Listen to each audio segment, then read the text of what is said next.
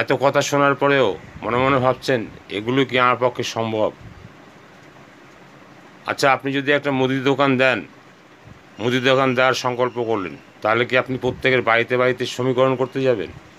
আচ্ছা দাদা, আপনার শুকনো লঙ্কা লাগবে, তাহলে তুলবো।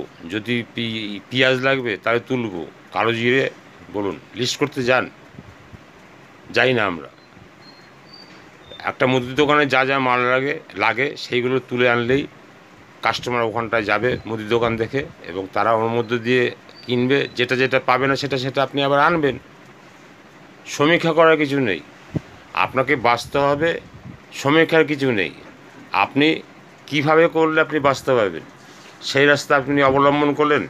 ভুল ত্রুটি ধরা পড়লো, সেটাকে সংশোধন করলেন এবং ধাপে ধাপে এগিয়ে গেলেন। এইভাবেই তো আপনাকে বড় হতে হবে, বাঁচতে হবে। বাঁচার আগ্রহ সবার থাকে, আপনারও আছে, আমারও আছে।